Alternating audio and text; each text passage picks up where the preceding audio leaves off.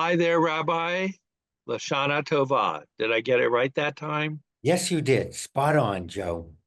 Well, it only took me 40 years. And I've enjoyed my apples and honey, and I made a kugel for dinner. And we're well into our celebration of the new year. And it's the year 5785. And the dating comes from creation. Now, we know that that's not scientific or accurate, but it's metaphorical.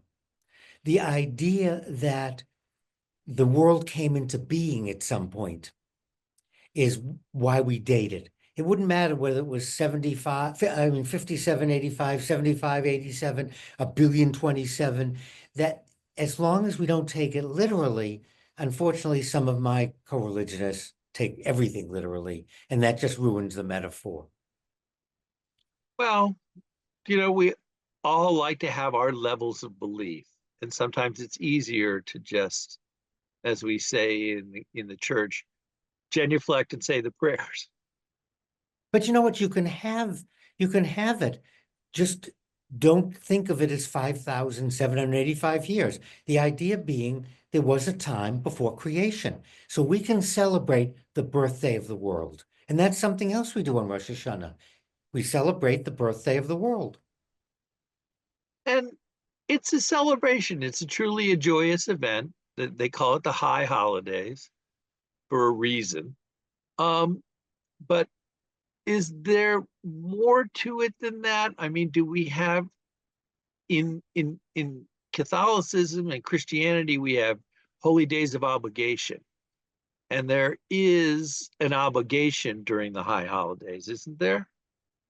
Well, there is, but it's an internal obligation. It's this idea or feeling that I want to be with other Jews observing Rosh Hashanah and then 10 days later, the Day of Atonement, Yom Kippur.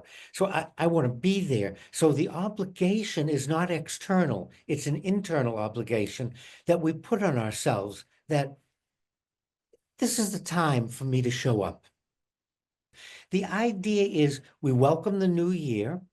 We have a day of atonement, a day when we go to God and say, I just spent the last 10 days apologizing and making amends, and now I'm ready to tell you what I did.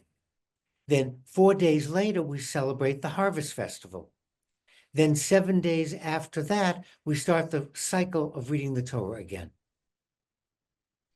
There is no real equivalent in Christianity to all this because we have high celebrations and starts and beginnings, but they don't related to the general scripture. And that's one of the distinctions that I first noticed when I started hanging out with my Jewish family and friends, that it's all very connected. And we also go Lashana Tova, and Tov means good, not happy. You know, December 31st, we go Happy New Year. And as Jews, a lot of us celebrate the calendar new year. It's a wonderful, joyous occasion. It's a happy time. But this time, we want it to be good. And there is a difference between wishing someone a good year and wishing someone a happy year. Happiness can be fleeting. It can be only on the surface.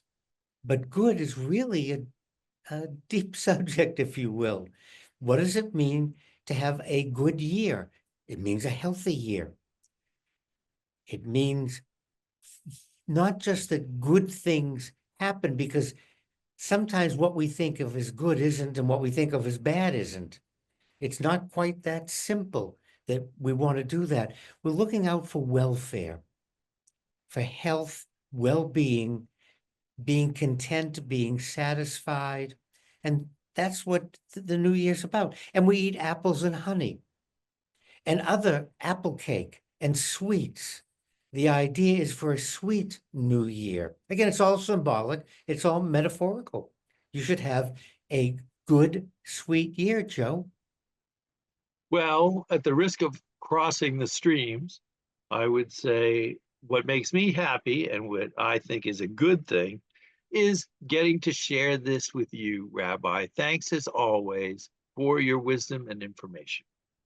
And for those of you watching and listening, this is my prayer, but not just for individuals, but for our country, for countries that are at war, for countries that are being invaded, that may the coming year be that of wholeness, completeness, and peace.